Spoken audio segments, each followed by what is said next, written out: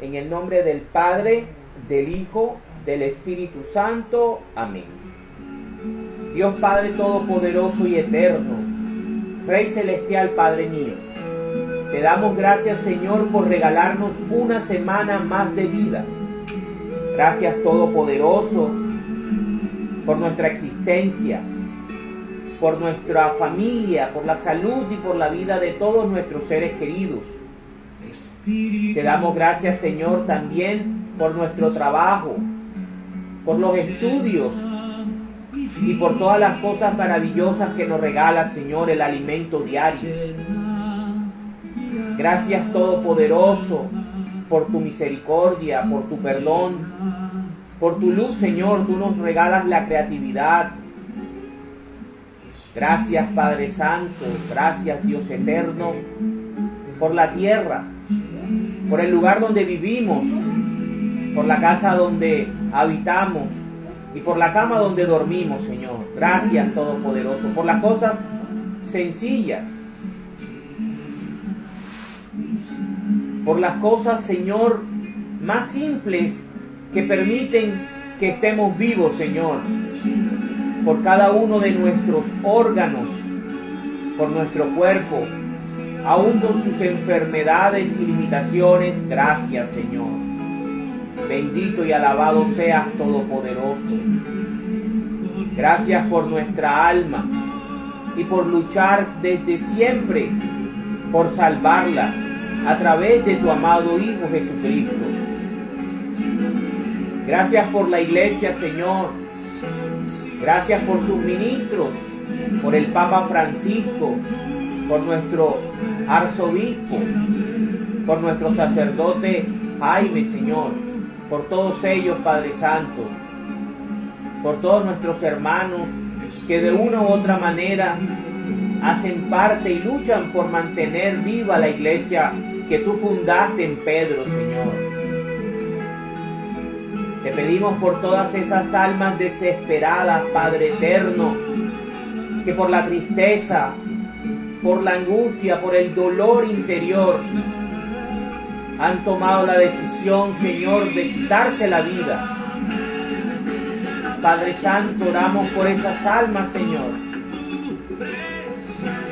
Te pedimos, Padre Santo, también por Colombia, por su presidente y sus ministros, por todos los gobernadores, alcaldes y concejales, Señor. Bendice a Colombia a través de tu palabra, Señor, a través de cada Eucaristía que se celebra, Señor, en cada lugar del país. Bendice a Colombia en medio de esta guerra, Señor, estúpida, que no lleva a ningún lugar, Señor. Ven, Espíritu Santo, ilumínanos y permítenos entender la palabra del Padre, del Hijo. Santísima Virgen María, protégenos y ampáranos. Santos ángeles, Miguel, Gabriel y Rafael, custodien en este momento nuestras vidas. En el nombre del Padre, del Hijo, del Espíritu Santo. Amén. Capítulo número 6 del sexto libro de la palabra de Dios, del libro de Josué. El plan para atacar Jericó. Nadie podía entrar ni salir de Jericó, pues se habían cerrado las puertas de la ciudad para defenderla de los israelitas. Pero el Señor le dijo a Josué: yo te he entregado Jericó, con su rey y sus soldados. Ustedes, soldados israelitas, den una vuelta diaria alrededor de la ciudad durante 6 días. 7 sacerdotes irán delante del arca de la alianza, cada uno con una trompeta de cuerno de carnero, y el 7º día darán 7 vueltas a la ciudad, mientras los sacerdotes tocan las trompetas. Cuando ustedes oigan que las trompetas dan un toque especial, griten con todas sus fuerzas, y la muralla de la ciudad se vendrá abajo. Entonces cada uno deberá avanzar directamente contra la ciudad. Josué llamó a los sacerdotes y les dijo: lleven el arca de la alianza del Señor, y 7 de ustedes vayan delante del arca, con trompetas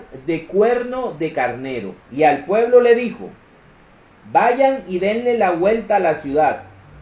Los hombres de combate que vayan delante del arca del Señor. Todos hicieron lo que Josué les mandó. Los 7 sacerdotes iban delante del arca de la alianza del Señor, tocando las 7 trompetas, y el arca los seguía. Los hombres de combate iban delante de los sacerdotes, y la retaguardia iba detrás del arca, mientras los sacerdotes tocaban las trompetas sin cesar. Pero al ejército Josué le ordenó que marchara en silencio hasta el momento en que él les diera la orden de gritar con todas sus fuerzas. La toma de Jericó. Josué hizo que el arca del Señor diera una vuelta alrededor de la ciudad. Después volvieron al campamento y allí pasaron la noche. Al día siguiente, muy temprano, Josué se levantó y los sacerdotes tomaron el arca del Señor. Los 7 sacerdotes iban del arca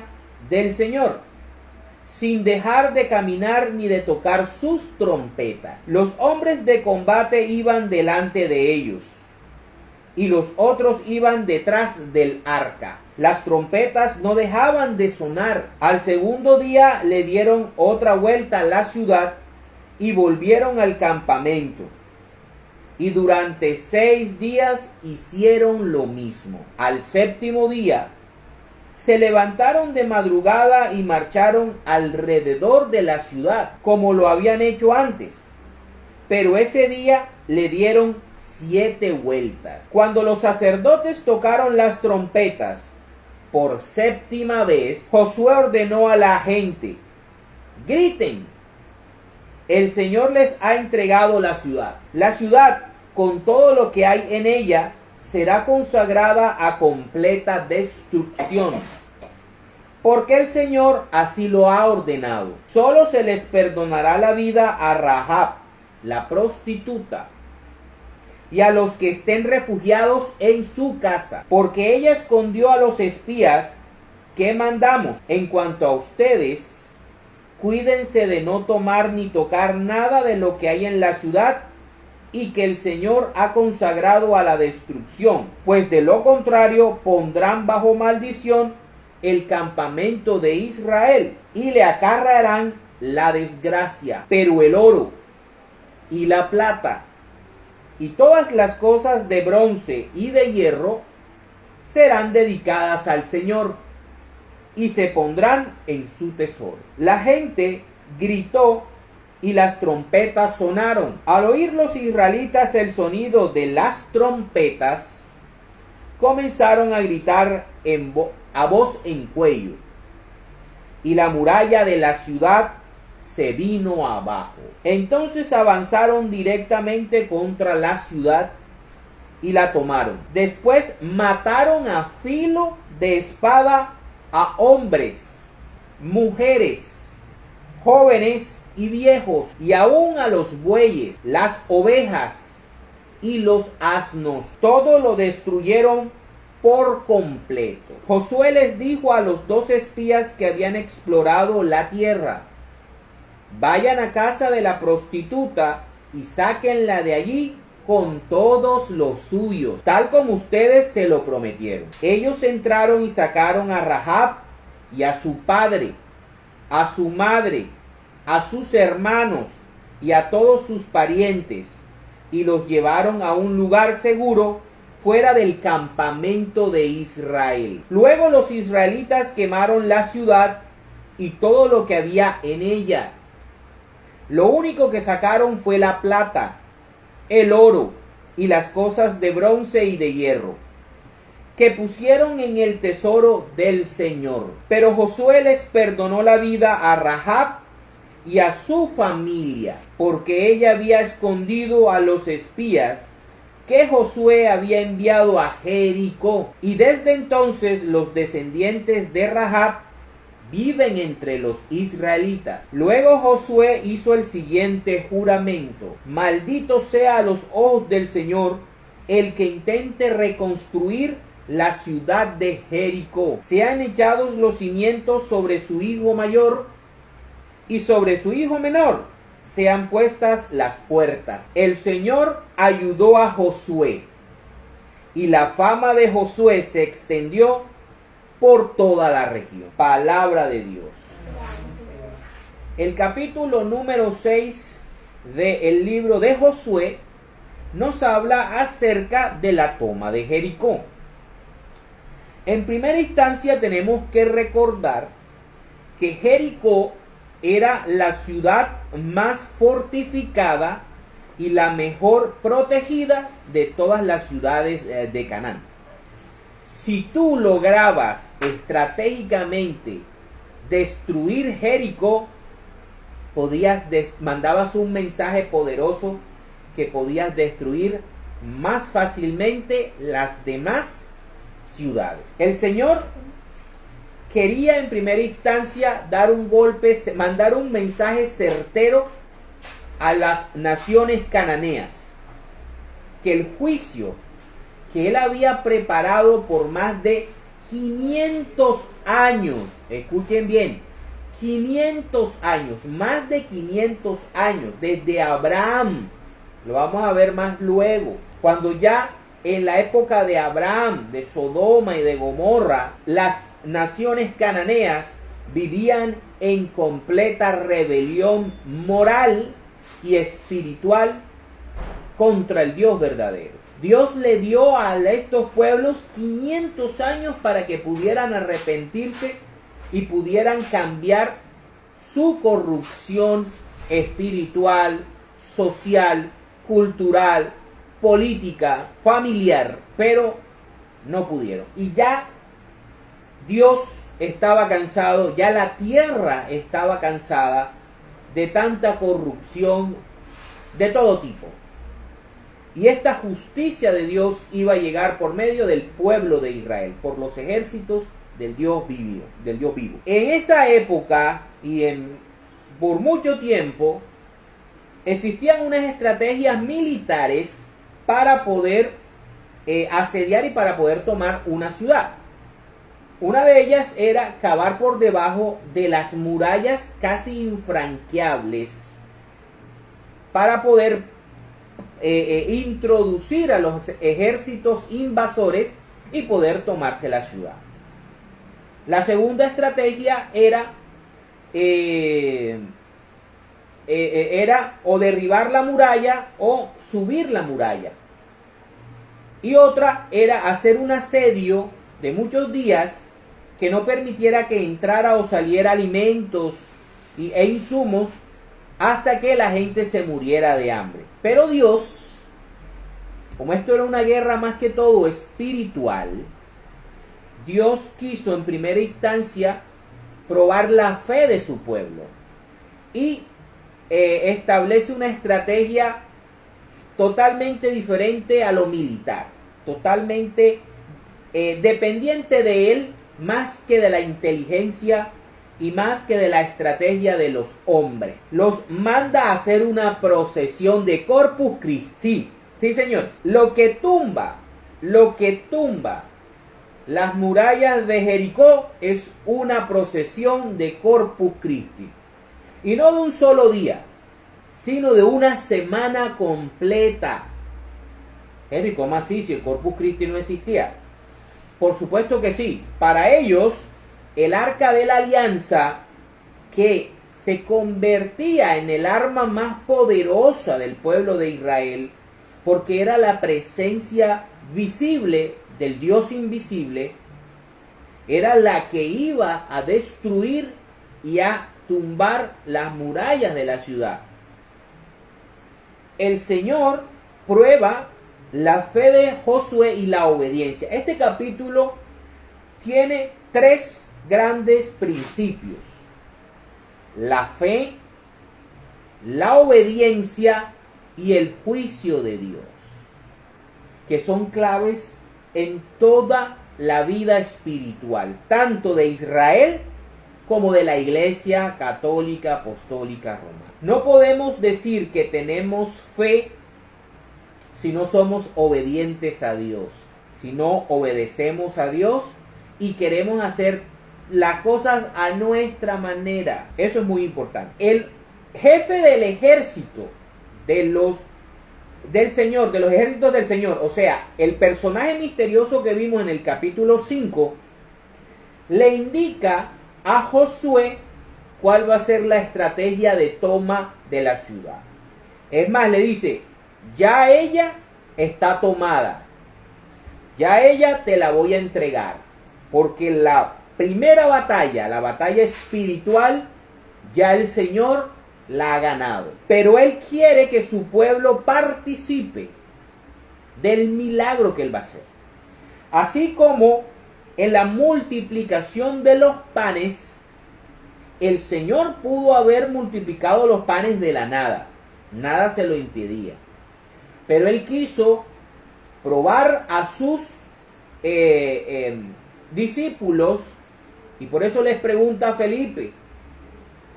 ¿Sí? Le pregunta a Felipe: ¿qué tienen por ahí? Y es Andrés el que busca los 5 panes y los 2 peces que tenía el niño y que el niño comparte.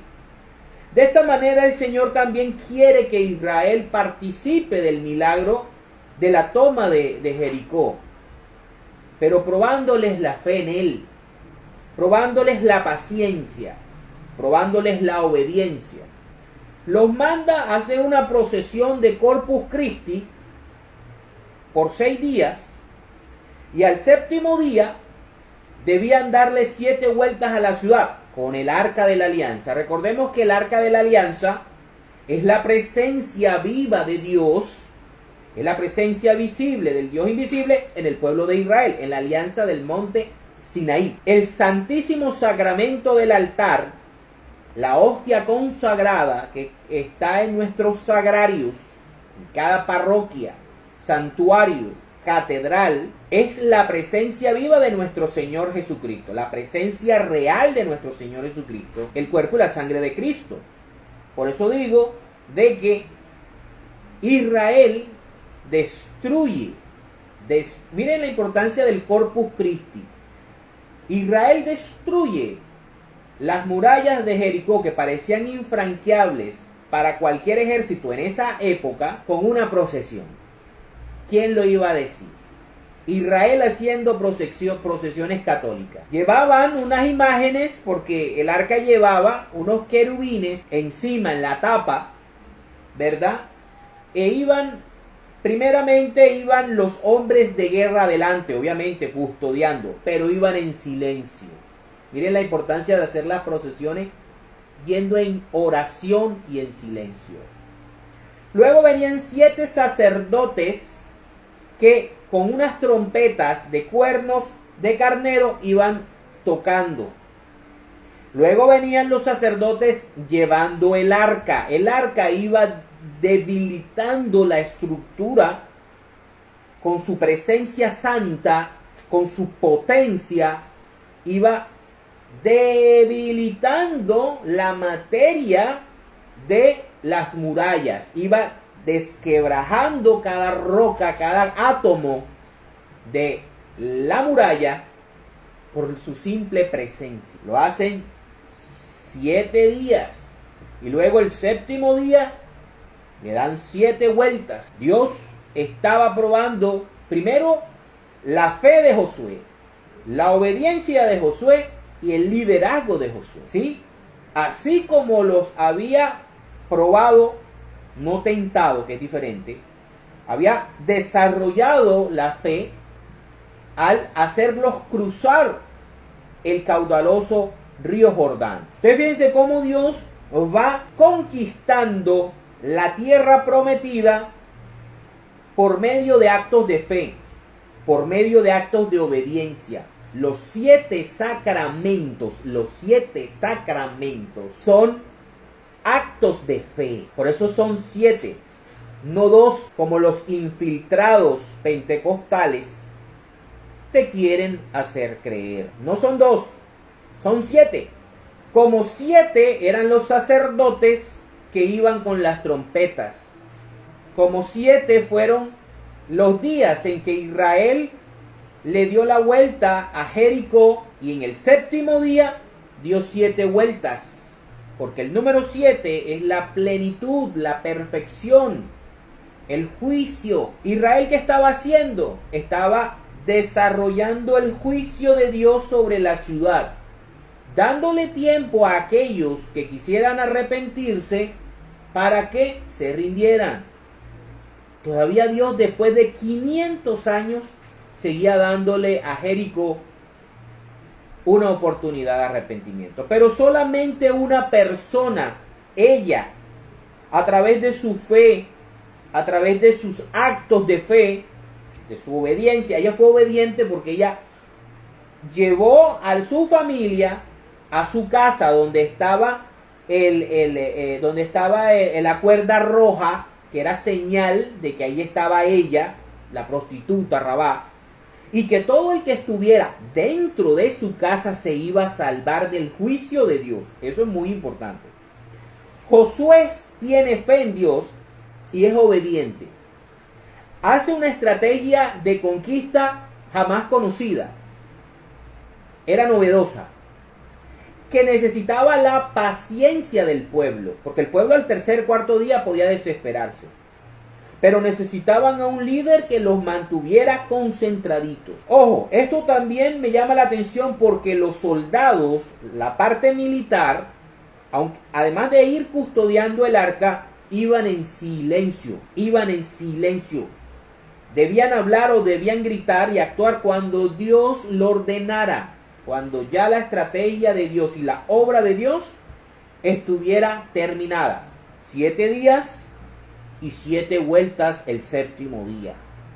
Y así se hizo. El Señor hace de que el pueblo obedezca de esta manera, y hacen que al 7º día, al toque de las trompetas especiales, todo el pueblo grite. Y unido con el debilitamiento que le había hecho el arca de la alianza a toda la muralla, a toda la estructura física de la muralla, el sonido de mucha gente gritando hizo que la muralla colapsara. Un golpe enorme para el pueblo cananeo, un golpe enorme para el pueblo de Jericó, que confiaba orgullosamente en sus murallas. Como Dios quiebra las murallas del hombre. Luego, ahí sí ya los soldados entran y comienzan a aplicar el juicio de Dios, a quitarle la vida a todo lo que encontraran. Hombres, mujeres, jóvenes, viejos, hasta los animales tuvieron que ser sacrificados, porque todo estaba moral y espiritualmente corrompido. No se les permitió a los israelitas tocar nada de los que vivían en Jericó, porque ahí se practicaba toda clase de brujería, hechicería, adivinación. Tenían mucho contacto con los demonios. Había mucha maldición en la ciudad, hablando espiritualmente. Y si alguien tomaba algo que tuviera una posesión demoníaca y se lo llevaba al campamento de Israel, que representa el cielo, entonces podía contaminar el cielo. Por eso, cuando Josué envía a los 2 espías que habían sido escondidos por Rahab en su casa a rescatarla, a cumplir la promesa, entonces es que todas las personas que estaban en su casa, todas las personas que ella protegió por su obediencia y por su fe, siguiendo las instrucciones de Josué, logran ser sacadas de Jericó.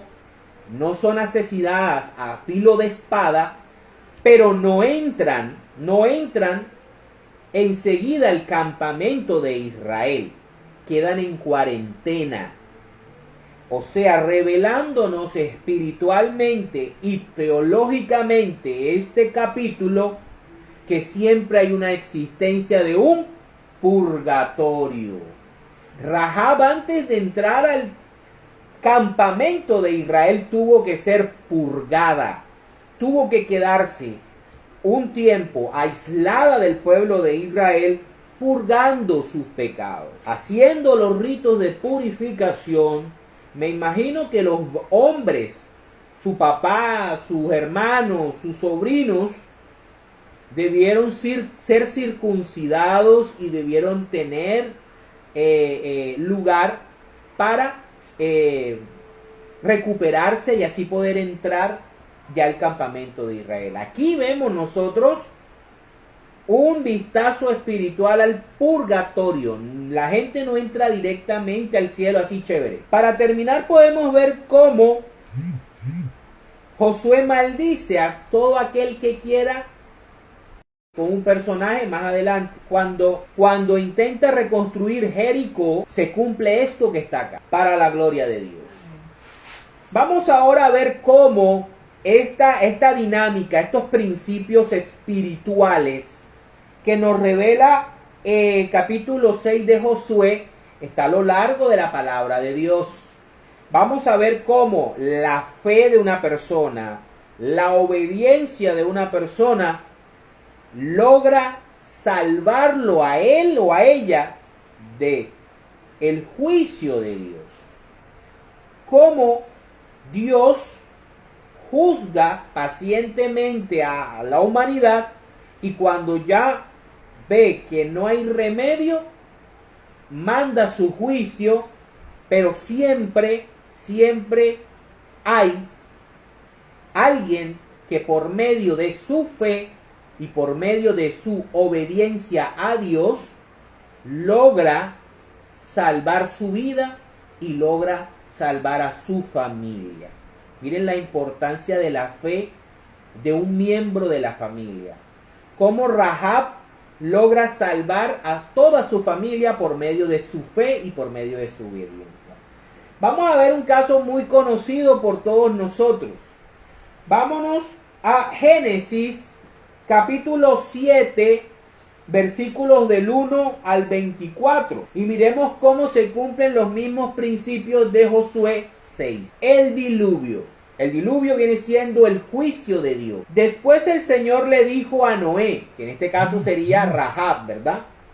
Entre toda la gente de este tiempo, solo tú vives de acuerdo a mi voluntad. Por lo tanto, entra en el arca junto con tu familia. Fíjense, fe, obediencia de una persona que salva a su familia entrando a un lugar especial.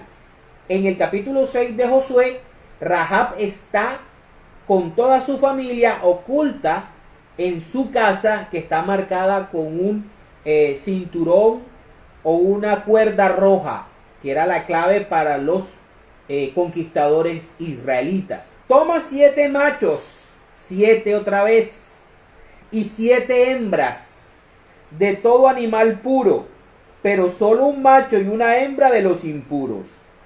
Toma también 7 parejas de cada clase de aves, para que se conserve su especie en el mundo. Porque dentro de 7 días haré que llueva durante 40 días y 40 noches. Voy a borrar de la tierra todo lo que vive. En el capítulo 6 de Josué, el pueblo de Israel tenía la orden de borrar a todo lo que vive de Jericó. ¿Sí? Miren que es muy parecido. Voy a borrar de la tierra todo lo que vive y que yo he creado. Y Noé hizo todo tal como el Señor se lo había ordenado. Fe y obediencia, queridos hermanos y hermanas. Fe y obediencia, que nos hace falta mucho la obediencia. Cuando el diluvio inundó la tierra, Noé tenía 600 años y entró Noé en el arca junto con sus hijos, su esposa y sus nueras, para protegerse del diluvio. Los animales puros e impuros, los que vuelan y los que se arrastran, entraron con Noé en el arca, de 2 en 2, macho y hembra, como Dios se lo había ordenado. A los 7 días, el diluvio comenzó a inundar la tierra. ¿Cuántos días duró recorriendo, dándole la vuelta a Jericó? 7 días. O sea, se dieron 7 días preparando el juicio. Cuando Noé entró al arca, pasaron 7 días hasta que comenzó a llover. Comenzó el juicio. Era el día 17 del mes segundo. Noé tenía entonces 600 años. Precisamente ese día se reventaron las fuentes del gran mar abajo. Así como el séptimo día se reventaron las murallas de Jericó y se abrieron las compuertas del cielo arriba. 40 días y 40 noches estuvo lloviendo sobre la tierra. En aquel mismo día entró Noé en el arca con sus hijos, Sem, Cam y Jafet, y con su esposa y sus 3 nueras. Con ellos entraron toda clase de animales salvajes y domésticos, y toda clase de animales que se arrastran y de aves. Todos los animales entraron con Noé en el arca de 2 en 2. Entraron un macho y una hembra de cada clase, tal como Dios se lo había ordenado a Noé. Y después el Señor cerró la puerta del arca. El Señor es el que cierra la puerta para proteger a sus benditos. El diluvio duró 40 días. Al subir el agua, el arca se levantó del suelo y comenzó a flotar. El agua seguía subiendo más y más, pero el arca seguía flotando. Tanto subió el agua que llegó a cubrir las montañas más altas de la tierra. Y después de haber cubierto las montañas, subió todavía como 7 metros más. Así murió toda la gente que vivía en la tierra, lo mismo que las aves, los animales domésticos y salvajes, y los que se arrastran por el suelo. Todo lo que había en tierra firme y que tenía vida y podía respirar, murió, como le pasó a los habitantes de Jericó. Solamente Noé, solamente Rahab, y los que estaban en el arca quedaron vivos. Solamente Rahab y los que estaban en su casa quedaron vivos. Los demás fueron destruidos. El hombre, los animales domésticos, las aves del cielo y los animales que se arrastran, pues la tierra quedó inundada durante 150 días. Palabra de Dios. Miren esto. El capítulo 7 de Génesis nos habla acerca de los animales que entraron a el arca. Todo lo que se salvó iba en pareja. Todo lo que se salvó iba en pareja, macho y hembra. Noé con su esposa y sus 3 hijos con sus 3 nueras. Eran 8 personas, 4 parejas. El 4 significa totalidad, ¿sí?, o suficiencia. Y fíjense, de 2 en 2 parejas, macho y hembra significan vida. Y el capítulo número 7 nos habla acerca de que los animales entraron.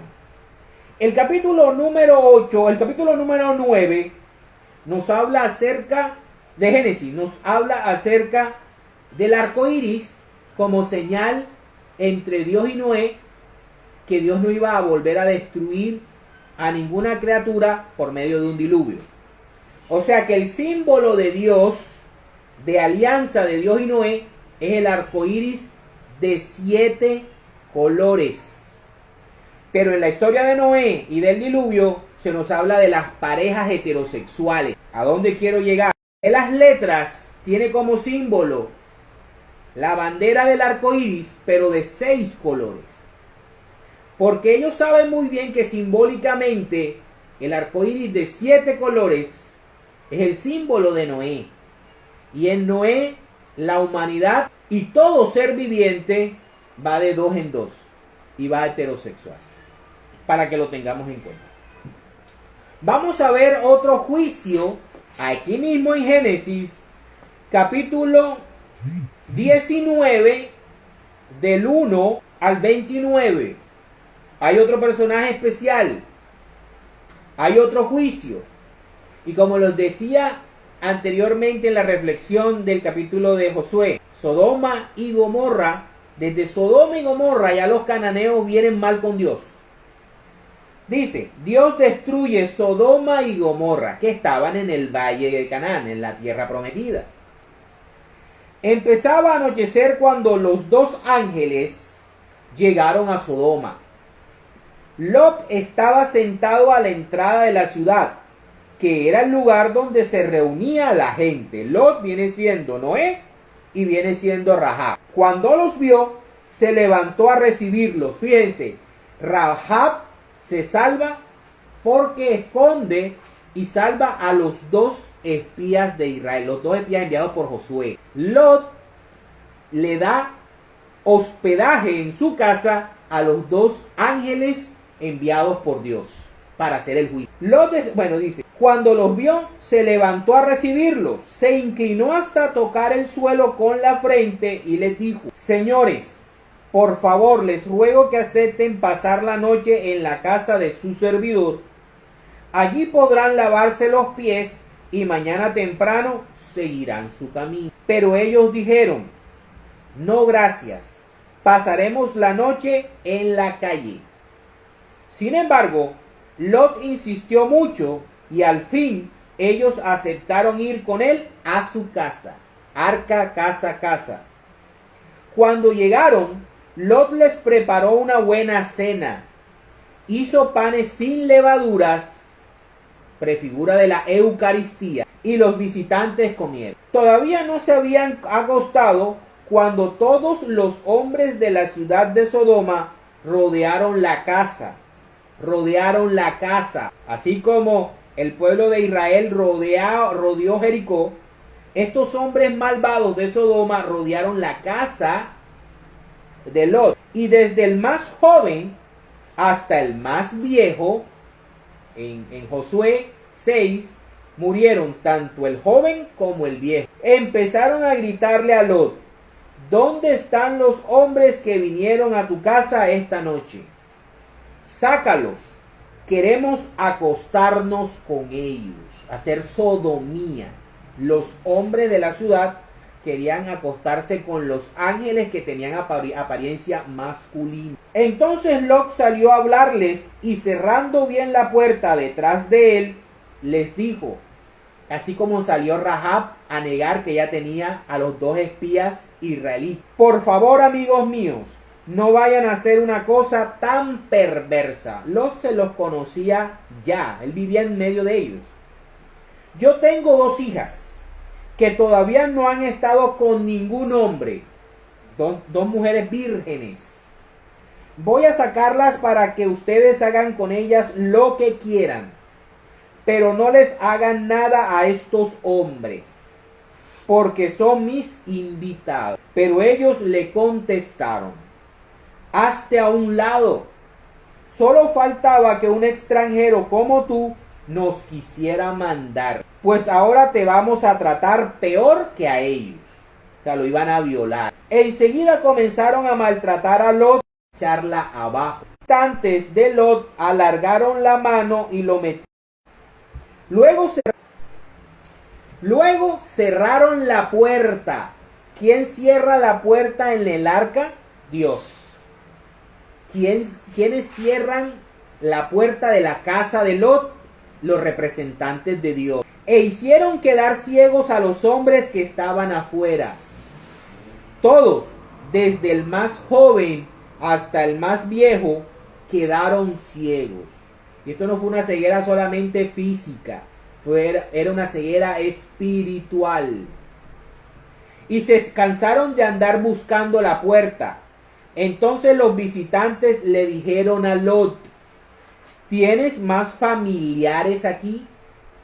Toma tus hijos, hijas y yernos, y todo lo que tengas en esta ciudad, sácalos y llévatelos lejos de aquí, porque vamos a destruir este lugar.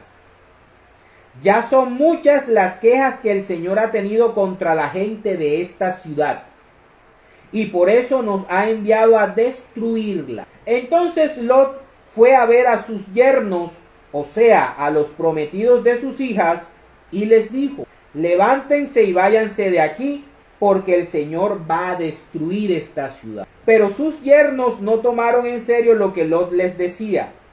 Como ya estaba amaneciendo, los ángeles le dijeron a Lot: deprisa, levántate y llévate de aquí a tu esposa y a tus 2 hijos, si no quieres morir cuando castiguemos la ciudad. O sea, el juicio va porque va.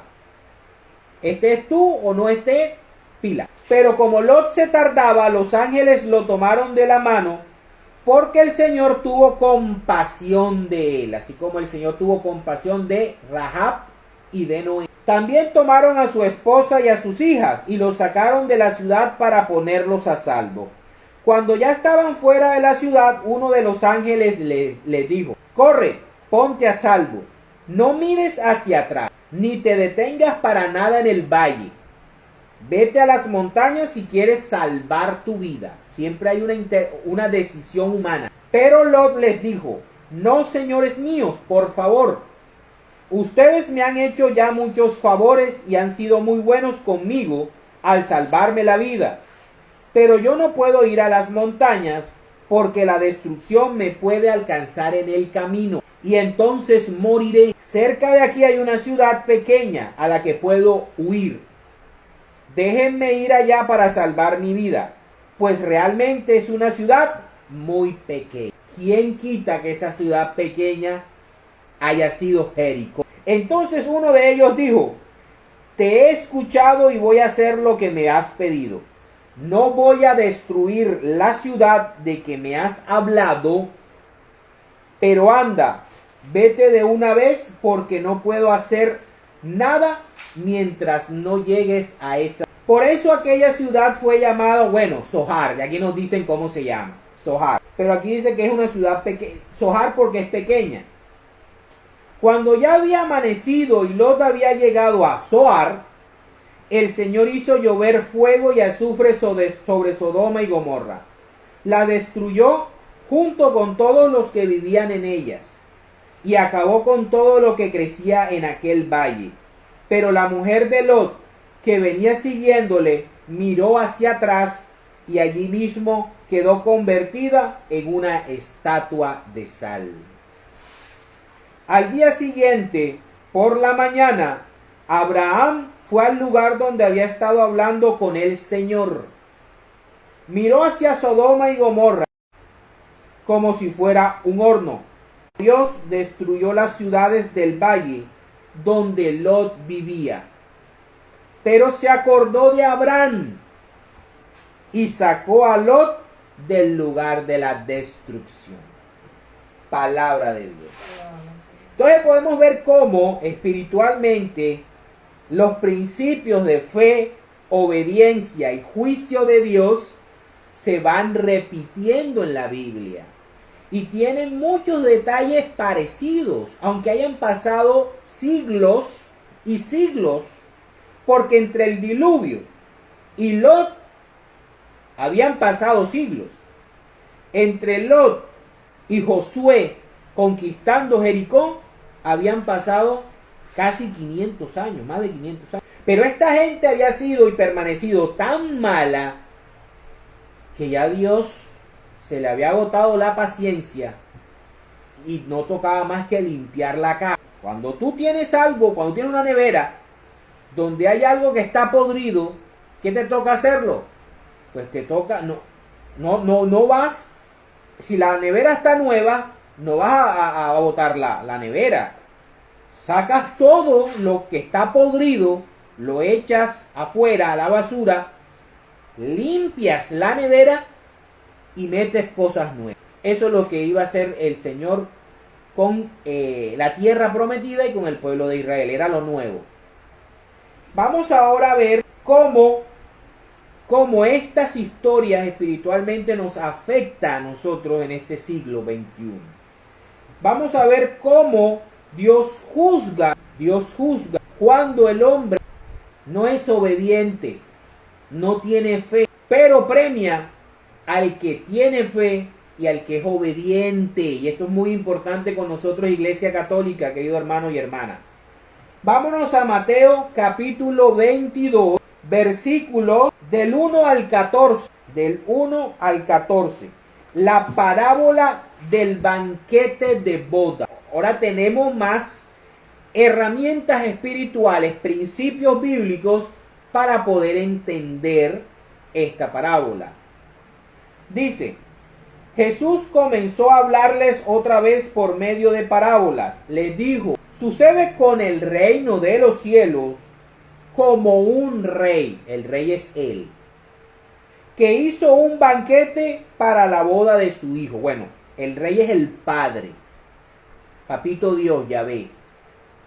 Y el hijo al que este rey le hace el banquete de bodas es nuestro Señor Jesucristo. Y el banquete de bodas es la Eucaristía. Dice: sucede con el reino de los cielos como un rey que hizo un banquete para la boda de su hijo. Mandó a sus criados, los sacerdotes, que fueran a llamar a los invitados, los bautizados. Pero estos no quisieron asistir. Volvió a mandar otros criados, encargándoles: digan a los invitados que ya tengo preparada la comida. Díganle a los católicos bautizados que los domingos hay Eucaristía. Mandé matar mis reses y animales engordados y todo está listo. Que vengan al banquete, que es la Eucaristía, el gran banquete de nuestro Señor Jesús. Pero los invitados no hicieron caso. Uno de ellos se fue a sus terrenos, otro se fue a sus negocios, y los otros agarraron a los criados del rey y los maltrataron hasta matarlos. Todos aquellos que odian la Eucaristía, el católico nominal que dice que la Eucaristía es aburrida, que para que para eso, si no hay diversión, el protestante que aborrece el sacramento de la Eucaristía, el ateo que dice que Dios no existe, que no necesita eso. Son los diferentes invitados a la comunión, a la Eucaristía, que no van. Ahora, ¿qué pasa?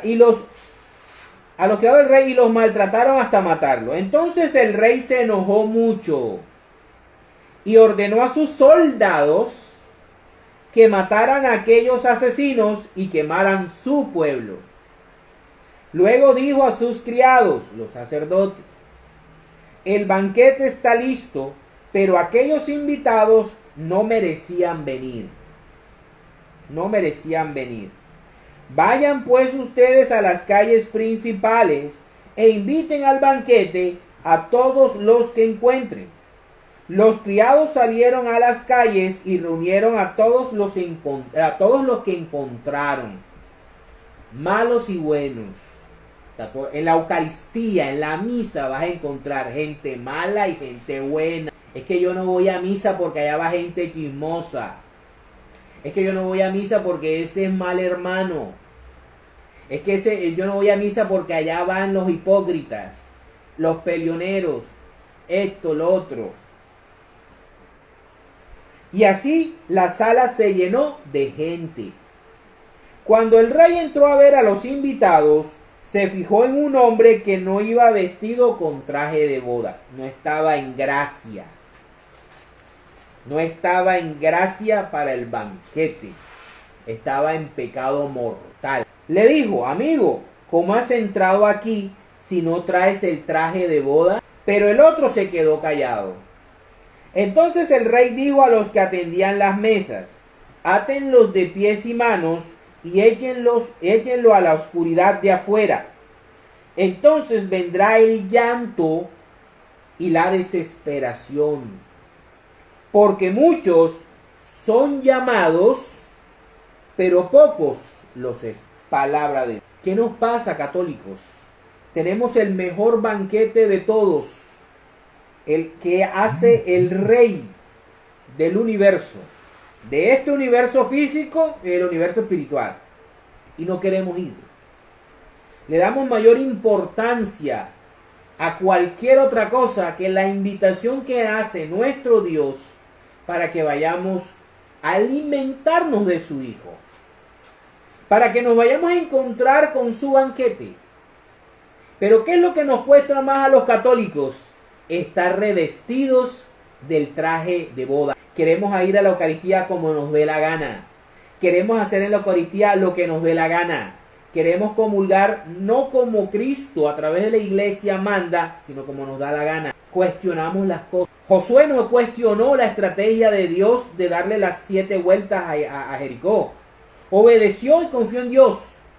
Confió en Dios. Por eso, tú debes confiar si Dios dejó a unos hombres más pecadores que tú para que tú confesaras los pecados y que Cristo, por medio de ellos, te absolvieran. El sacramento de la confesión. Por eso los sacramentos son 7, no son 2. Como un famoso Judas Iscariote ahora está diciendo por las redes sociales. Que después que se lucró, se hizo famoso con la Iglesia Católica, ahora aborrece la Iglesia Católica y al Papa y hasta los sacramentos. Eso es un Judas Iscariote. Judas se metió a los ser los discípulos, aceptó ser discípulo de Jesús, porque Jesús lo invitó, porque veía la oportunidad de poder y la oportunidad de ser importante cuando Jesús fuera rey de Israel y venciera a los romanos. Pero cuando ve que Jesús no quiere eso, quiere obligarlo, y por eso lo entrega, y por eso lo traiciona. Porque todo el que entra a la iglesia y todo el que está en las cosas de Dios buscando intereses personales y plata, va a traicionar a Cristo. Y va a seguir a Lutero. Porque Lutero le va a dar todas las herramientas para que satisfaga sus necesidades egoístas. Eso es lo que da Lutero. Cristo no. Para terminar, vámonos a San Mateo, capítulo 25, versículos del 1 al 13. Necesaria la fe, necesaria la obediencia y necesaria la perseverancia y la preparación. Vamos a leer las bodas de la parábola de las 10 muchachas. Cómo es importante mantener la fe alimentada en todo momento. Dice: sucederá entonces con el reino de los cielos como lo que sucedió en una boda. Otra vez boda. 10 muchachas tomaron sus lámparas de aceite y salieron a recibir al novio. No, el novio es Cristo. El aceite es el Espíritu Santo. 5 de ellas eran despreocupadas y 5 previsoras. Las despreocupadas llevaron sus lámparas, pero no llevaron aceite para llenarlas de nuevo. Reciben el bautizo, reciben la catequesis de primera comunión y luego se olvidan de la Iglesia Católica y viven sus vidas de una manera desordenada. En cambio hay otros que van siguiendo los 7 sacramentos, que van etapa por etapa cumpliendo los sacramentos. En cambio, las previsoras llevaron sus botellas de aceite, además de sus lámparas. Como el novio tardaba en llegar, les dio sueño a todas, y por fin se durmieron. Aquí hay una referencia a la muerte. La espera del Señor, la muerte. ¿Sí? Como el novio tardaba, les dio sueño a todas, todas se durmieron, y por fin, cerca de la medianoche, se oyó gritar: ya viene el novio. Esa es la parusía. Salgan a recibirlo. Todas las muchachas se levantaron y comenzaron a preparar sus lámparas. Entonces las 5 despreocupadas dijeron a las 5 previsoras: denos un poco de su aceite, porque nuestras lámparas se están apagando. Pero las muchachas previsoras contestaron, no, porque así no alcanzará ni para nosotras ni para ustedes. Más vale que vayan a donde lo venden y compren para ustedes mismas. Pero mientras aquellas 5 muchachas fueron a comprar aceite, llegó el novio y las que habían sido previsoras entraron. ¿Entraron a qué? Al reino de los cielos. ¿Con quién? Con el novio. Con él en la boda. Y se cerró la puerta. Se cerró la puerta. Después llegaron las otras muchachas diciendo, Señor, Señor, ábrenos. Pero él les contestó, les aseguro que no las conozco. Manténganse ustedes despiertos, añadió Jesús, porque no saben ni el día ni la hora. Palabra de Dios. Entonces es muy importante, queridos hermanos y hermanas, el estudio, la formación y la práctica y la obediencia a nuestro Dios y Salvador Jesucristo. ¿En dónde? Dentro de la iglesia fundada por él, no por el señor Martín Lutero. Debemos ser muy fieles a nuestra catequesis, a nuestro catecismo, a la doctrina de la iglesia, de lo que siempre ha enseñado. El católico tiene que aceptar todo o no es católico. Tú no puedes decir, no, yo acepto 6 sacramentos y no acepto uno. No eres católico. No, es que Dios son 2 y no 3. No eres católico. No es que la Virgen María fue cualquier mujer. No eres católico. No es que Cristo, para ser católico, o aceptas todo o no lo es. O no lo es. No es ser fundamentalista, como muchos me llaman. Es ser radical. Y Jesucristo es radical. Porque yo baso mi fe en la razón. Yo utilizo la razón y el sentido común para fortalecer mi fe. No creo a ciegas. O no le creo a cualquiera porque diga que soñó o que pues no. Tenemos 2000 años de una riqueza inigualable. Disfrutémosla para la gloria de Dios.